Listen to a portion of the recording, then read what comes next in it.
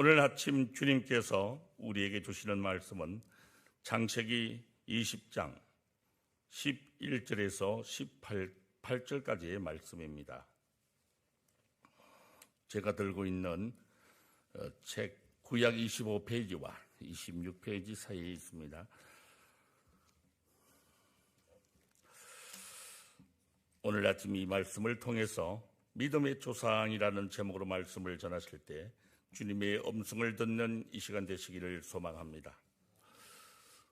오늘 아침에 말씀드릴 창세기 20장은 믿음의 조상이라 불리우는 아브라함의 별명과는 전혀 어울리지 않는 아브라함의 커다란 실수의 모습을 보여주고 있습니다. 그러나 하나님께서는 이러한 아브라함에게 은혜를 베푸시고 아브라함을 점차 하나님의 사람으로 만들어 나가십니다. 아브라함의 실수가 있는 곳마다 넘치는 하나님의 은혜가 함께하고 있음을 우리는 잘 알 수 있습니다. 그렇다면 아브라함의 반복되는 실수에도 불구하고 하나님께서 어떻게 대응하셨는지를 다 같이 살펴보시도록 하겠습니다. 본문의 20장 1절을 보시게 되면 소돔과 고모라의 심판 이후에 마므레에 살고 있던 아브라함은 네게브라는 지역을 거쳐서 그랄이라는 곳에 거주하게 됩니다. 그곳에서 아브라함은 예전에 애굽에 내려갔을 때 일을 반복하게 됩니다. 그 일이 무엇입니까? 자신의 아내인 사라를 이번에도 누이라고 속인 것이지요. 소위 믿음의 아버지라 불리우는 그가 왜 이러한 행동을 했을까요? 그 이유는 바로 11절에 그 답이 나와 있음을 알게 됩니다. 11절의 말씀을 제가 읽어드리겠습니다. 아브라함이 이르되 이곳에서는 하나님을 두려워함이 없으니 내 아내로 말미암아 사람들이 나를 죽일까 생각하였음이요. 그러니까 하나님의 능력을 의지하지 못하고 비겁하게도 자신의 목숨을 연명하기 위해서 아비멜렉 앞에서 이렇게 치졸한 모습을 보이고 있습니다. 아브라함은 창세기 12장에서도 이와 똑같은 모습을 보여주었습니다. 물론 우리도 세상을 살면서 이처럼 비슷한 실수를 저지르곤 합니다. 우리는 가끔 하나님의 사람이라는 자기 정체성을 잃어버리고 먹음직도 하고 보암직도 한 세상의 유혹에 영혼이 흔들릴 때가 많습니다. 더 심하면 사탄에게 영혼을 빼앗기기까지 합니다. 이처럼 실수를 반복하면서 사는 것이 우리의 인생입니다.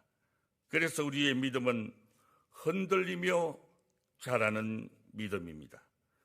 그러나 우리는 연약하여 믿음이 흔들릴 수 있다 치더라도 아브라함만큼은 하나님의 사람이라는 자기 정체성은 잃지 말아야 함에도 불구하고 그에게는 근본적이고 본질적인 문제가 그 안에 다스리고 있었습니다. 그것은 바로 세상을 두려워함입니다.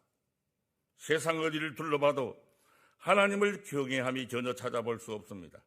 그래서 그는 아내 사라로 인하여 안전을 보장받을 수 없다고 생각하게 된 것이지요. 그래서 아내를 누이라고 속인 것입니다. 아내로서의 신분을 말하지 않음으로써 오히려 아내를 더욱더 위험에 빠뜨릴 수 있는 그런 꼴이 되고 말았습니다.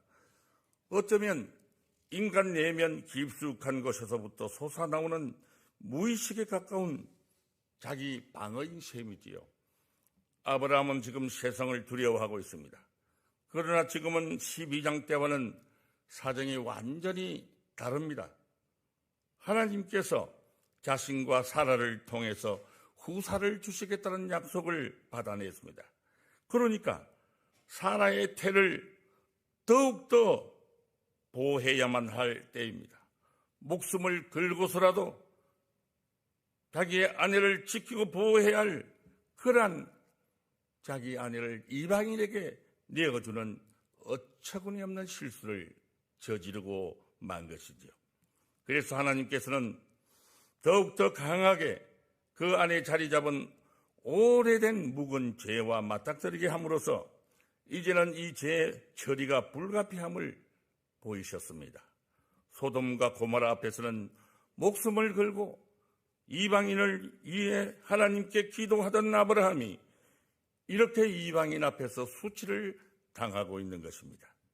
이러한 아브라함의 실수와 연약함을 보신 하나님께서는 아비멜렉으로 하여금 사라에게 손을 대지 못하게 하시고 사라의 태를 보호하셨습니다. 이제 그 사람의 아내를 돌려보내라. 그는 선지자라.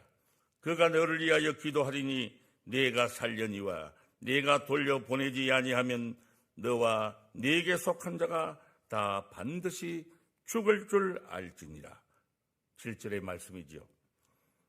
지금 하나님께서는 이방인 앞에서 그를 선지자라고 칭하고 있습니다. 아브라함이 가지고 있는 복된 지위를 다시 한 번 더 확인시켜 주었습니다. 세상 모든 나라와 이방인을 위해 하나님의 은혜와 축복을 구하는 하나님의 선지자로 부르셨다는 것은 아브라함을 그만큼 사랑하고 아끼신다는 이야기입니다. 그야말로 자격이 없는 아브라함이 간절히 기도하니 다시 복이 열렸다는 것입니다. 롯의 경우에도 하나님께서는 아브라함의 기도를 들으시고 롯을 구원해 주셨습니다. 아비멜렉의 경우에도 아브라함의 기도를 들으시고 아비멜렉과 그 집안의 태를 열어주셨죠.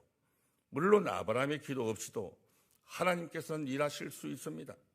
그러나 하나님께서는 아브라함의 기도를 통하여 일하고 계심을 우리는 볼 수 있습니다. 하나님께서는 아비멜렉에게 아브라함이 선지자임을 알리고 그를 통하여 하나님께 은혜와 축복을 구하라고 하신 것입니다. 14절의 말씀을 다 함께 봉독하시겠습니다. 아비멜렉이 양과 소와 종들을 이끌어 아브라함에게 주고 그 아내 사라도 그에게 돌려보내고, 아비멜렉은 자신에게 아무런 허물이 없음에도 불구하고 아브라함과 사라에게 모든 예를 다 갖추었습니다. 아비멜렉은 아브라함에게 나쁜 의도가 없었다는 것을 인정했고 명예 회복의 정표로 많은 가축과 노비를 주었습니다. 16절을 다 함께 읽도록 하겠습니다. 사라에게 이르되 내가 언 천개를 내 오라비에게 주어서 그것으로 나와 함께한 여러 사람 앞에서 내 수치를 풀게 하였노니 내 일이 다 해결되었으니라. 아멘. 여기에서 아비멜렉은 사라에게 아브라함을 내 오라비라고 표현하고 있습니다. 그러니까 사라를 부끄럽지 않게 하기 위해서 아주 정중하게 예를 다하고 있는 모습입니다. 아마 그렇게 하지 않았더라면 사라의 마음속에 있는 큰 상처는 없어지지 않았을 것입니다. 아비멜렉은 예의가 바르고 분별력이 있는 사람이었습니다. 아비멜렉은 아브라함을 그랄 땅에서 추방하지 않고 오히려 시민권을 주어서 살게 했습니다. 15절의 말씀을 제가 봉독해 올리겠습니다. 아브라함에게 이르되 내 땅이 내 앞에 있으니 너 보기에 좋은 대로 거주하라 하고, 바로는 아브라함을 추방했지만은 아비멜렉은 시민권을 주어서 살게 했습니다. 하나님께서 아브라함을 그랄 땅으로 보내신 목적이 무엇입니까? 아브라함으로 하여금 아비멜렉과 그랄 땅 사람들을 축복하기 위해서입니다. 17절과 18절의 말씀을 다 함께 봉독하시겠습니다. 아브라함이 하나님께 기도하매 하나님이 아비멜렉과 그 아내의 여종을 치료하사 출산하게 하셨으니 여호와께서 이왕에 아브라함의 아내 사라의 일로 아비멜렉의 집의 모든 태를 다졌었습니다. 아멘. 하나님께서는 결국 아브라함을 통해 모든 사람들이 복을 받게 하셨습니다. 성령 충만하지 못한 아브라함은 그랄 땅에서 내가 과연 이 땅에서 살 수 있을까? 이렇게 생각하며 두려워하고 강박관념에 시달렸습니다. 그러나 하나님은 그를 높여서 왕을 축복하게 만드셨고 하나님이 막으셨던 그 모든 태를 열리게 하셨으며 그를 통해서 그날 사람들에게 복을 주셨습니다. 여러분, 우리가 이러한 아브라함의 경험에서 볼 수 있는 것이 무엇입니까? 우리는 이 세상에서 참으로 귀한 존재들입니다. 자신의 존귀함을 잊어버리고 먹고 살기 위해서 몸부림칠 때가 많습니다. 내가 얼마나 귀한 존재이며 하나님으로부터 얼마나 사랑받는 존재인지를 잊어버리고 살아가지요. 그러나 하나님께서는 우리 자신의 본래의 모습을 되찾으라고 말씀합니다. 우리는 영적으로 사고하기 때문에 세상 사람들이 우리를 잘 이해하지 못할 때가 많습니다. 그것은 결코 이상한 일이 아닙니다. 그럴 때마다 우리 그리스도인들은 믿지 않는 세상 사람들 앞에서 더욱더 겸손한 모습을 보여주어야 합니다. 안 그래도 목이 뻣뻣하고 교만해 보였는데 인사조차 잘하지 않으면 분명히 축복 없는 핍박을 불러일으키기가 쉽습니다. 만약에 믿는 사람들끼리만 담을 높이 쌓고 우리끼리만 잘 먹고 잘 산다면 이 세상 사람들을 만나려고도 하지 않을 것입니다. 우리가 존재하는 것은 세상 사람들을 축복해 드리기 위해서입니다. 할 수만 있다면 세상 사람들을 축복해 주시는 저와 여러분 되기를 간절히 소망합니다. 하나님은 끝까지 우리를 지켜주실 것입니다. 이 세상에서 중요한 것은 아직 내가 살아있다는 것입니다. 우리에게는 아직도 축복할 수 있는 시간이 있고 축복할 수 있는 힘이 있습니다. 하나님은 세상에 복을 주기 위해서 우리를 이 땅에 보내셨습니다. 지금 다니는 직장이 내 마음에 쏙 들지 않아도 거기에 복을 주십시오. 그리고 시댁 식구들이 내 마음에 꼭 들지 않더라도 시댁에 복을 주십시오.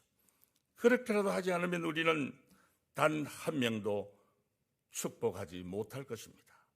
여러분이 자신의 문제에 빠져서 고민하고 자신의 콤플렉스에 사로잡혀서 시달릴 동안에 이 세상 사람들은 그 문제로 인하여 더 많은 상처를 받고 있습니다.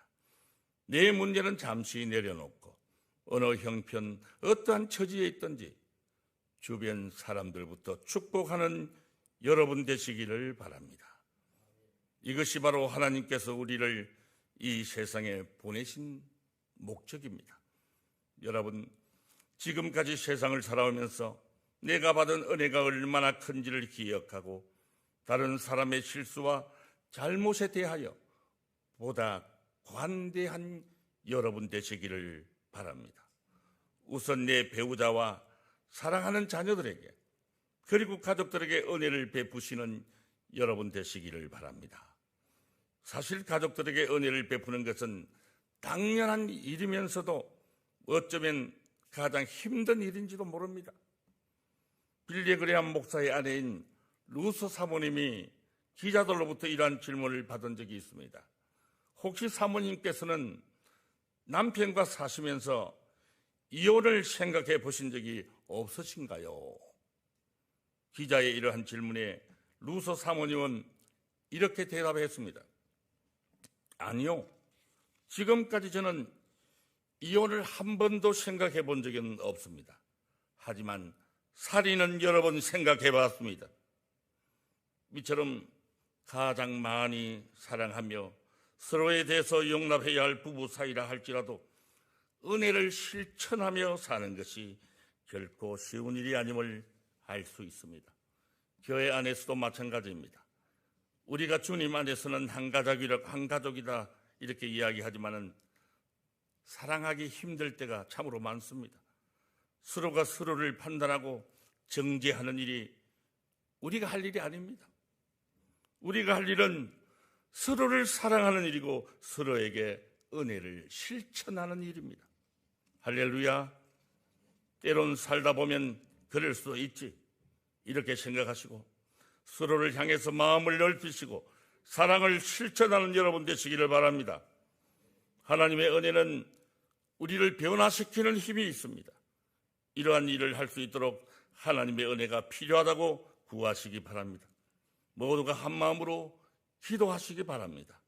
우리의 힘으로는 도저히 할 수 없음을 고백하시고 하나님의 은혜를 간절한 마음으로 구하시기 바랍니다. 잘해보려고 노력하지만은 넘어지고 또 넘어지고 그리고 자주 실패하는 우리들입니다. 그러나 하나님께서는 이러한 우리를 인내하시고 받아주시며 새로운 기회를 주시는 하나님이십니다. 이러한 하나님의 은혜를 기억하시고 감사하는 마음으로 살아가시는 여러분 되시기를 소망합니다. 하나님의 크고 놀라우신 은혜에 감사하며 아침마다 하나님의 은혜를 기대하며 하나님을 찬양하는 우리 땅끝 공동체가 되시기를 간절히 기도합니다. 그럴 때 우리는 비록 반복되는 실패 속에서도 반드시 차고 넘치는 하나님의 은혜를 경험하게 되실 것입니다. 그리하여 우리의 죄와 실패보다 훨씬 더 큰 하나님의 은혜를 힘입어서 영적으로 성장하고 승리하는 삶을 살아가시는 우리 모두가 되시기를 오늘 이 아침 주님의 이름으로 축복드립니다.